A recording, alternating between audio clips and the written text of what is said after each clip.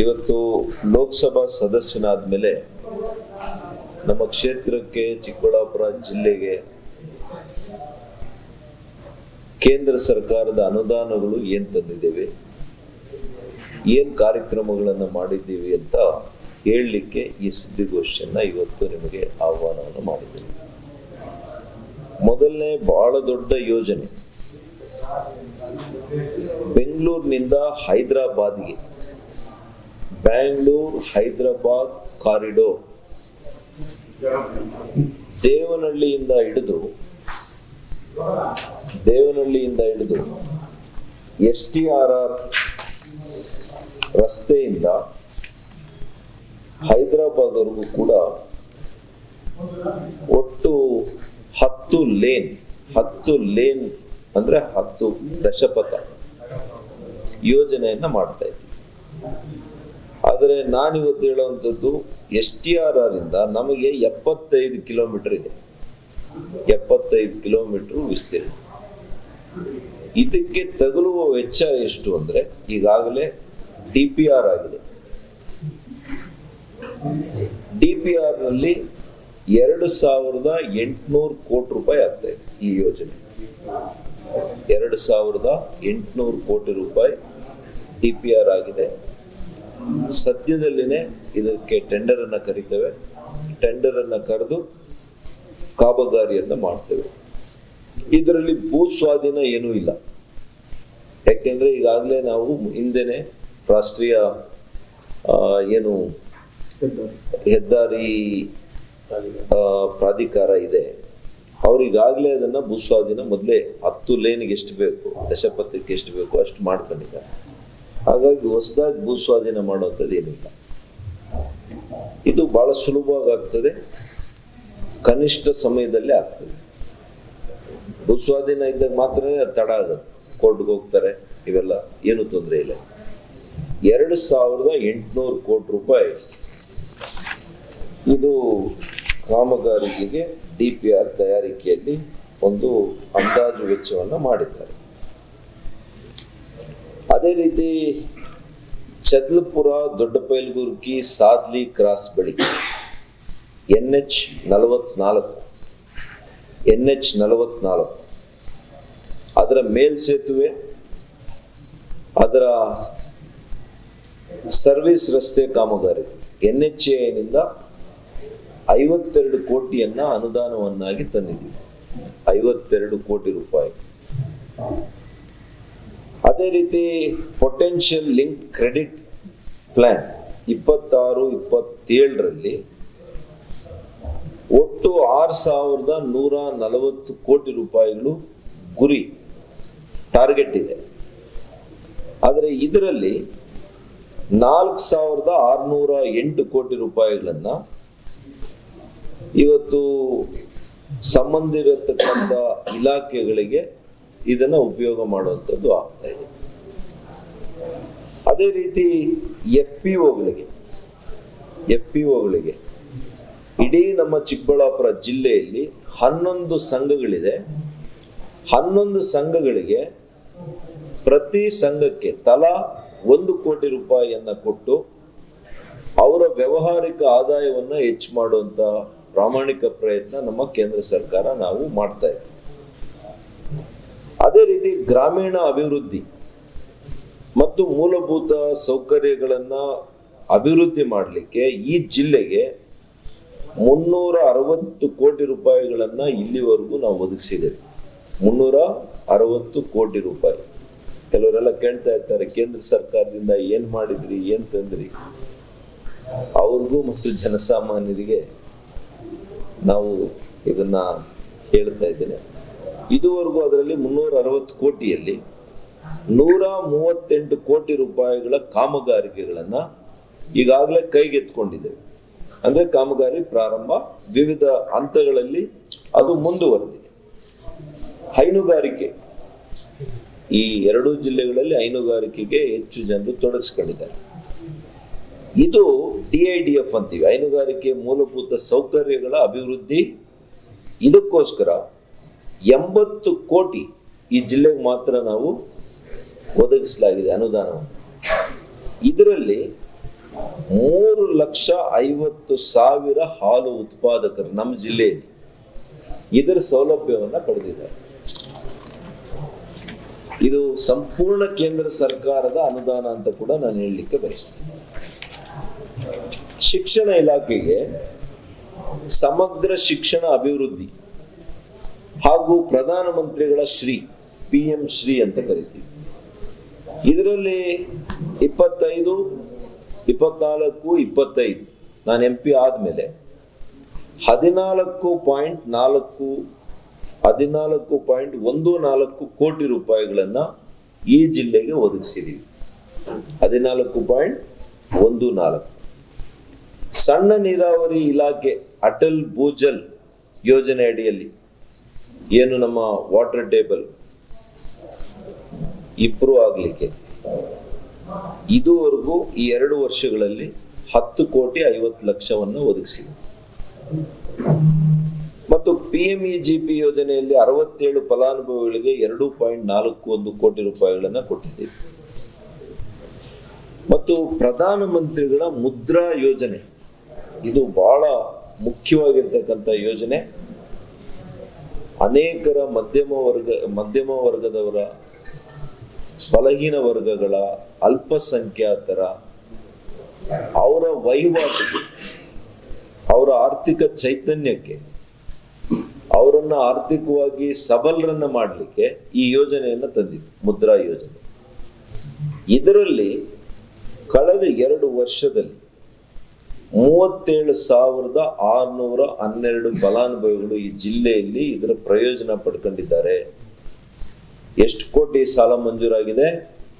531,65,00,000 ಮಂಜೂರಾಗಿದೆ. ಇದರ ಸಂಪೂರ್ಣ ಇವತ್ತು ಪ್ರಯೋಜನ ಪಡ್ಕೊಂಡಿರೋರ ಸಂಖ್ಯೆ ಎಷ್ಟು? 37,612. ಇದರಲ್ಲಿ ದೊಡ್ಡ ಸಂಖ್ಯೆಯಲ್ಲಿ ಅಲ್ಪಸಂಖ್ಯಾತರಿದ್ದಾರೆ, ಮುಸಲ್ಮಾನ ಬಂಧುಗಳಿದ್ದಾರೆ, ಕ್ರೈಸ್ತ ಧರ್ಮದವರಿದ್ದಾರೆ, ಪರಿಶಿಷ್ಟ ಜಾತಿಯವರಿದ್ದಾರೆ, ಹಿಂದುಳಿದ ವರ್ಗದ ಜನರಿದ್ದಾರೆ. ಆದರೆ ಕಾಂಗ್ರೆಸ್ ಸರ್ಕಾರ ಮಾತಾಡೋದು ಮೋದಿಯವರು ಬಿಜೆಪಿ ಸರ್ಕಾರ ಅಲ್ಪಸಂಖ್ಯಾತರ ವಿರುದ್ಧ ಅಂತ. ಒಂದ್ಸಲಿ ಮುದ್ರಾ ಯೋಜನೆಯನ್ನ ತೆಗೆದುಕೊಂಡು ರಾಜ್ಯದಲ್ಲಿ ಎಷ್ಟು ಜನಕ್ಕೆ ಸಹಾಯ ಆಗಿದೆ ಅಂತ ನೋಡ್ಬಿಡಿ. ಅದೇ ರೀತಿ ಪ್ರಧಾನಮಂತ್ರಿಗಳ ವಿಶ್ವಕರ್ಮ ಯೋಜನೆ, ಪಾರಂಪರಿಕವಾಗಿ ಯಾವ ಕಸುಬನ್ನ, ಉಪಕಸುಬನ್ನ ಕಲ್ತಿರ್ತಾರೆ ಅಂತವರಿಗೆ ಇವತ್ತು ಈ ಜಿಲ್ಲೆಯಲ್ಲಿ ಟ್ರೈನಿಂಗ್ ಕೊಡಿಸಿ, ಅದು ಕಾರ್ಪೆಂಟ್ರಿ ಇರ್ಬೋದು, ಅನೇಕ ಕಸುಬುಗಳಿದೆ, ಟೈಲರಿಂಗ್ ಇರ್ಬೋದು, ಮೇಸನ್ರಿ ಇರ್ಬೋದು, ಹೀಗೆ ಅನೇಕ 3,428 ಫಲಾನುಭವಿಗಳಿಗೆ ಟ್ರೈನಿಂಗ್ ಕೊಟ್ಟು ಅವರಿಗೆ ಸಾಲದ ಸೌಲಭ್ಯವನ್ನ ಮಾಡಿಕೊಟ್ಟಿದ್ದೀವಿ. ಒಟ್ಟು 25.44 ಕೋಟಿ, 25,44,00,000 ರೂಪಾಯಿ 3,428 ಫಲಾನುಭವಿಗಳಿಗೆ ಈ ಜಿಲ್ಲೆಯಲ್ಲಿ ವಿಶ್ವಕರ್ಮ ಯೋಜನೆಯಿಂದ ಉಪಯೋಗ ಆಗಿದೆ.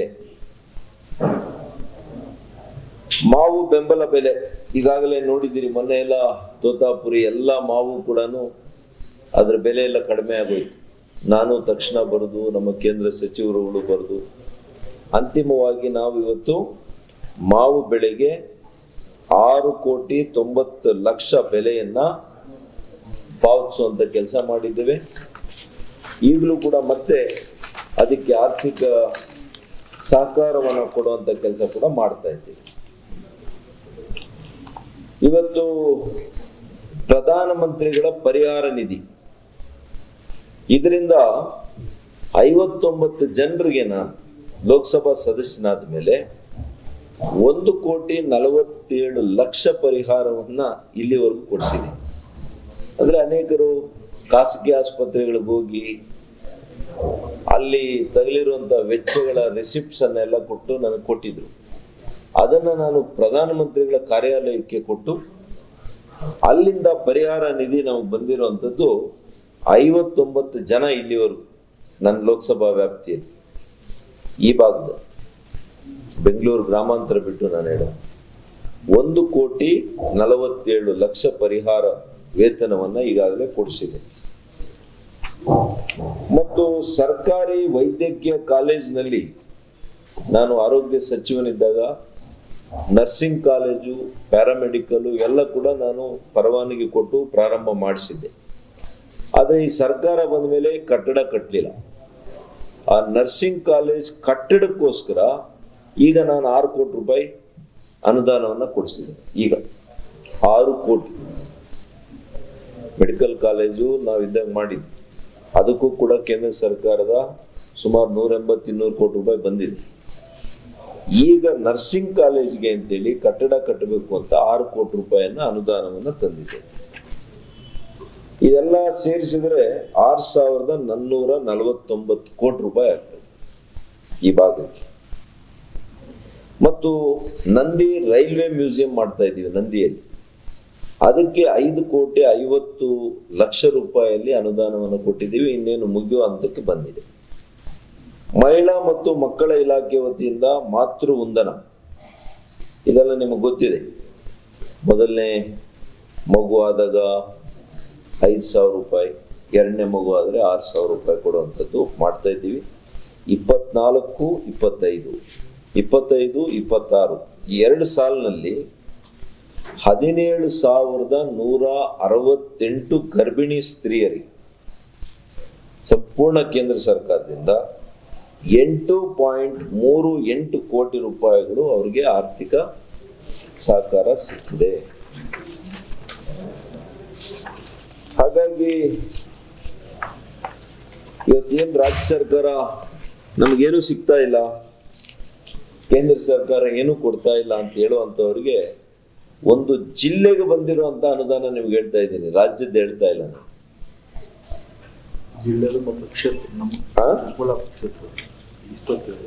ಈಗ ರಾಜ್ಯ ಸರ್ಕಾರ ಎತ್ತಿನ ಹೊಳೆ ಮಾಡಲಿಲ್ಲ, HN ವ್ಯಾಲಿ 3ನೇ ಹಂತದ ಶುದ್ಧೀಕರಣ ಮಾಡ್ತೀವಿ ಅಂದ್ರು ಅದನ್ನ ಮಾಡಲಿಲ್ಲ. ಇವ್ರ ಮೇಲೆ ಇಟ್ಟಿರ್ತಕ್ಕಂಥ ಭರವಸೆಗಳೆಲ್ಲ ಕೂಡ, ನಿರೀಕ್ಷೆಗಳು, ಭರವಸೆಗಳೆಲ್ಲ ಕೂಡ ಸುಳ್ಳಾಗ್ತಾ ಇದೆ. ಇಲ್ಲಿನ ಚುನಾಯಿತ ಪ್ರತಿನಿಧಿ ಜಾತಿಗಳ ಮಧ್ಯೆ ತಂದಿಡುವಂತ ಕೆಲಸ, ವ್ಯಾಜ್ಯವನ್ನ ನಿರ್ಮಾಣ ಮಾಡುವಂಥದ್ದು, ಅಶಾಂತಿಯನ್ನ ಉಂಟು ಮಾಡುವಂಥದ್ದು ಬಿಟ್ರೆ ಪ್ರಗತಿಪರವಾದಂತ ಚಿಂತನೆನೂ ಇಲ್ಲ, ರಚನಾತ್ಮಕವಾದಂತ ಆಲೋಚನೆ ಇಲ್ಲ, ಶಿಸ್ತುಬದ್ಧವಾಗಿರ್ತಕ್ಕಂಥ ಆಡಳಿತ ನೀತಿ ಇಲ್ಲ, ಸರ್ವಾಂಗೀಣ ಅಭಿವೃದ್ಧಿಗೆ ಶ್ರಮಿಸಲಿಲ್ಲ. ನಾವು ಅಭಿವೃದ್ಧಿಯನ್ನ ಯಾವಾಗಲೂ ಕೂಡ ಮಾಡುವಂತ ಕೆಲಸ ಹಿಂದೆನೂ ಮಾಡಿದ್ದೇನೆ, ಈಗ ಲೋಕಸಭಾ ಸದಸ್ಯನಾದಾಗೂ ಕೂಡ ಮಾಡ್ತಾ ಇದ್ದೇನೆ. ಚಿಕ್ಕಬಳ್ಳಾಪುರ ವಿಧಾನಸಭಾ ಕ್ಷೇತ್ರಕ್ಕೆ ಇದುವರೆಗೂ 753 ಕೋಟಿ ರೂಪಾಯಿಗಳನ್ನ ಅನುದಾನವನ್ನ ಕೊಟ್ಟಿದ್ದೇವೆ ಕೇಂದ್ರ ಸರ್ಕಾರದಿಂದ. 753 ಕೋಟಿ ರೂಪಾಯಿ. ಇದೇ ರೀತಿ ರಾಜ್ಯ ಸರ್ಕಾರ ಈ ಕ್ಷೇತ್ರಕ್ಕೆ ಎಷ್ಟು ಕೊಟ್ಟಿದೆ ಅಂತ ಹೇಳಿ ನೋಡೋಣ. ಹೇಳ್ಬೇಕಲ್ಲ, ನಾನು ಇಷ್ಟು ತಂದಿದ್ದೀನಿ ರಾಜ್ಯ ಸರ್ಕಾರದಿಂದ ಅಂತ ಹೇಳಿ. ನಾನು ಇದು ವೈಟ್ ಪೇಪರ್ ನಿಮ್ ಮುಂದೆ ಕೊಡ್ತಾ ಇರೋದು, ರಿಲೀಸ್ ಮಾಡ್ತಾ ಇದ್ದೀನಿ ವೈಟ್ ಪೇಪರ್. ಯಾರು ಬೇಕಾದ್ರೂ ಇದನ್ನ ಆಯಾ ಇಲಾಖೆಯಲ್ಲಿ ತರಿಸ್ಕೋಬಹುದು ಮಾಹಿತಿಯನ್ನು. ಇದರಲ್ಲಿ ಯಾವ್ದಾದ್ರು ಒಂದು ಮಾತು ಸುಳ್ಳಿದ್ರೆ ಇದು ನಮ್ಮ ಸರ್ಕಾರ, ಮೋದಿಯವರು ಕೊಡುವಂತ ನಿಜವಾದಂತ ಗ್ಯಾರಂಟಿ ಇದು. ಬದುಕನ್ನ ಕಟ್ಕೊಳ್ಳುವಂತ ಗ್ಯಾರಂಟಿ ಇದೆಲ್ಲ ಕೂಡ. ಯಾವುದೋ ತಕ್ಷಣಕ್ಕೆ ಗ್ಯಾರಂಟಿ ಕೊಡುವಂಥದ್ದಲ್ಲ, ಇದು ಜೀವನ ಪರ್ಯಂತ ಕೊಡುವಂತ ಗ್ಯಾರಂಟಿ. ಶುದ್ಧ ಕುಡಿಯುವ ನೀರಿನ ಘಟಕಗಳು, ಹೈಮಾಸ್ಕ್ ದೀಪ, ಇದೆಲ್ಲ ಕೂಡ ನಮ್ಮ ಸಂಸದರ ಪ್ರದೇಶಾಭಿವೃದ್ಧಿಯ ನಿಧಿಯಿಂದ ನಾನು ಇವತ್ತು ಮಾಡಿಸಿದ್ದೇನೆ. 24-25ರಲ್ಲಿ 50 ಲಕ್ಷ ಕೊಟ್ಟೆ, 25-26ರಲ್ಲಿ 1,31,00,000 ಕೊಟ್ಟಿದ್ದೇನೆ ಈ ಕ್ಷೇತ್ರಕ್ಕೆ. 26-27ರಲ್ಲಿ ಈಗ 50 ಲಕ್ಷ ಇಲ್ಲಿವರೆಗೂ ಕೊಟ್ಟಿದ್ದೇನೆ, ಇನ್ನು ಕೂಡ ಕೊಡೋದಿದೆ. ಮತ್ತು ಕೇಂದ್ರ ರಸ್ತೆ ನಿಧಿ CRF, ಸೆಂಟ್ರಲ್ ರೋಡ್ ಫಂಡ್ ಅಂತ, ಇದು ಬಾಗೇಪಲ್ಲಿ ಹಲಗೂರು 10 ಕಿಲೋಮೀಟರ್ ರಸ್ತೆ ಮಾಡಿಸಿದಂಥದ್ದು, ಮಂಚೇನಹಳ್ಳಿ ತಾಲೂಕು. 6 ಕೋಟಿ ರೂಪಾಯಿ ಅನುದಾನ ಕೊಟ್ಟಿದ್ದೀವಿ. 6 ಕೋಟಿ ರೂಪಾಯಿ. ಜಲ್ ಜೀವನ್ ಮಿಷನ್ ಅಡಿಯಲ್ಲಿ ಚಿಕ್ಕಬಳ್ಳಾಪುರದ ತಾಲೂಕಿನ 233 ಗ್ರಾಮಗಳಿಗೆ ಮನೆ ಮನೆಗೆ ಕುಡಿಯುವ ನೀರು ಸರಬರಾಜು ಕಾಮಗಾರಿ ಮಾಡಲಿಕ್ಕೆ 165 ಕೋಟಿ 95 ಲಕ್ಷ ರೂಪಾಯಿಯನ್ನ ಇಲ್ಲಿವರೆಗೂ ಅನುದಾನ ಕೊಟ್ಟಿದೆ. 165 ಕೋಟಿ 95 ಲಕ್ಷ. ಅದೇ ರೀತಿ ಇವತ್ತು ಕಳೆದ ಸಾಲಿನಲ್ಲಿ ಅಮೃತ್ 2 ಯೋಜನೆ ಅಡಿಯಲ್ಲಿ ಬೆಂಗಳೂರು ನಗರ ಚಿಕ್ಕಬಳ್ಳಾಪುರ ನಗರ ನೀರು ಸರಬರಾಜು ಕಾಮಗಾರಿಕೆಗೆ 19 ಕೋಟಿ ರೂಪಾಯಿಯನ್ನು ಕೊಟ್ಟಿದ್ದೀವಿ. ನಗರ ನೀರು ಸರಬರಾಜು 19 ಕೋಟಿ. ಮತ್ತು ಇನ್ನು ಹೆದ್ದಾರಿ 69, ತಮಗೆ ಗೊತ್ತಿದೆ, ಮಧುಗಿರಿ ಮುಳಬಾಗಿಲು ರಸ್ತೆ ವಯ ಗೌರಿಬಿದನೂರು ಚಿಕ್ಕಬಳ್ಳಾಪುರ ಜಿಲ್ಲಾಡಳಿತ ಕಚೇರಿವರೆಗೂ ಕೂಡ ಕಾಮಗಾರಿ ಆಲ್ಮೋಸ್ಟ್ ಮುಗಿತಾ ಬಂದಿದೆ. ಇನ್ನು ನಗರ ಪ್ರದೇಶದಲ್ಲಿ ನಗರ ಆದ ಮೇಲೆ ಜಿಲ್ಲಾಧಿಕಾರಿಗಳ ಕಚೇರಿವರೆಗೂ ಕೂಡ ಮಾಡಬೇಕಾಗಿದೆ. ಇದಕ್ಕೆ 398 ಕೋಟಿ ರೂಪಾಯಿ ಸಿಕ್ಕಿದೆ ಕೇಂದ್ರ ಸರ್ಕಾರ. ಇದರಲ್ಲಿ ಕೂಡ ರಾಜ್ಯ ಸರ್ಕಾರದ ಪಾಲು ಏನೂ ಇಲ್ಲ, 0. ಈಗಾಗಲೇ ರಾಗಿ ಬೆಳೆಗಾರರಿಗೆ 1368 ರೈತರಿಗೆ 13 ಕೋಟಿ 56 ಲಕ್ಷ ಈ ಕ್ಷೇತ್ರದಲ್ಲಿ ಮಾತ್ರ ಕೊಟ್ಟಿದೆ. 1368 ರೈತರು ರಾಗಿ ಬೆಳೆದಿರುವಂತ ಬೆಂಬಲ ಬೆಲೆ ಅವರಿಗೆ 13 ಕೋಟಿ 56 ಲಕ್ಷ. ಎಷ್ಟು ಕ್ವಿಂಟಾಲ್ ತಗೊಂಡಿದ್ದೀವಿ? 28,499 ಕ್ವಿಂಟಾಲ್ ಇಲ್ಲಿವರೆಗೂ ಕೂಡ ಖರೀದಿ ಮಾಡಿದೆ. ಮತ್ತು ಪರಿಶಿಷ್ಟ ವರ್ಗಗಳ ಇಲಾಖೆಯಿಂದ ಆದಿ ಆದರ್ಶ ಗ್ರಾಮ, ಎಲ್ಲಿ ಪರಿಶಿಷ್ಟ ಜಾತಿಯವರು ಹೆಚ್ಚಿಗೆ ಇದ್ದಾರೆ ಗ್ರಾಮಗಳಲ್ಲಿ, ಅಲ್ಲಿ ಸಂಪೂರ್ಣ ಅಭಿವೃದ್ಧಿ, ಆ ಗ್ರಾಮಗಳ ಅಭಿವೃದ್ಧಿ ಆಗಲಿಕ್ಕೆ ಈಗ ನಮ್ಮ ತಾಲೂಕಲ್ಲಿ ಉದಾಹರಣೆಗೆ ಎಲೆಹಳ್ಳಿ, ಆವುಲಹಳ್ಳಿ ಗ್ರಾಮಗಳನ್ನು ಆಯ್ಕೆ ಮಾಡಿದ್ದೀವಿ. 24-25ರಲ್ಲಿ 40,76,000 ರೂಪಾಯಿಯನ್ನ ಕೊಟ್ಟಿದ್ದೀವಿ. ಈ ವರ್ಷ ನಾನೇನ್ ಮಾಡಿದ್ದೀನಿ, 9 ಗ್ರಾಮಗಳಿಗೆ ಮನವಿ ಮಾಡಿ 9 ಗ್ರಾಮಗಳಿಗೆ ಕೂಡ ಈಗಾಗಲೇ ಮಂಜೂರಾತಿ ಸಿಕ್ಕಿದೆ.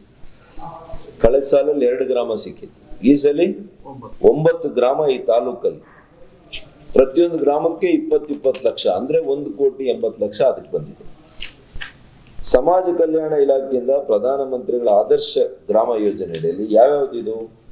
ಆವುಲಗುರ್ಕಿ, ದೇವಸ್ಥಾನದ ಹೊಸಳ್ಳಿ, ದೊಡ್ಡ ಕಿರುಗುಂಬಿ, ಗುಂಡ್ಲಗುರ್ಕಿ, ಆರೋಬಂಡೆ, ಮುಷ್ಟೂರು, ಪೋಶೆಟ್ಟಹಳ್ಳಿ, ಶ್ರೀರಾಂಪುರ, ಕಣಿತಳ್ಳಿ ಹಾಗೂ ಮರ್ಸ್ನಲ್ಲಿ ಒಟ್ಟು 10 ಗ್ರಾಮಗಳು, ಒಟ್ಟು 2 ಕೋಟಿ ರೂಪಾಯಿ.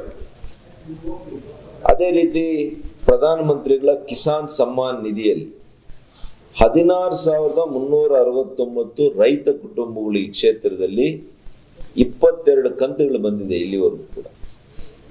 80 ಕೋಟಿ 43 ಲಕ್ಷ ಅವರ ಅಕೌಂಟ್ಗಳಿಗೆ ನೇರವಾಗಿ ಪಾವತಿಯಾಗಿದೆ.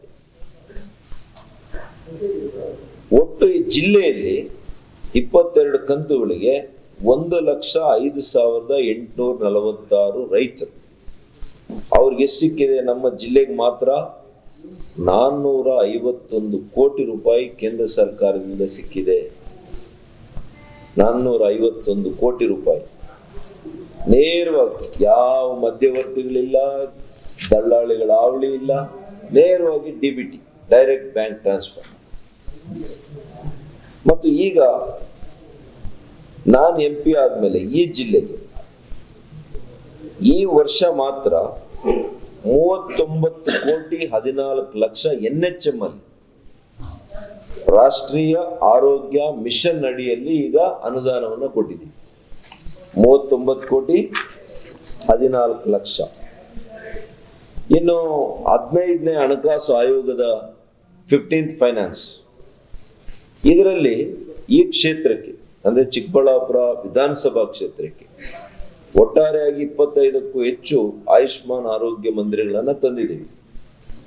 ಈ ವರ್ಷಕ್ಕೆ 5 ಆಯುಷ್ಮಾನ್ ಆರೋಗ್ಯ ಕೇಂದ್ರಗಳ ನಿರ್ಮಾಣಕ್ಕೆ ಚಿಕ್ಕಬಳ್ಳಾಪುರ ತಾಲೂಕಿನಲ್ಲಿ 3.25 ಲಕ್ಷ 3,25,00,000 ಅನುದಾನ ಕೊಟ್ಟಿದ್ದೇವೆ.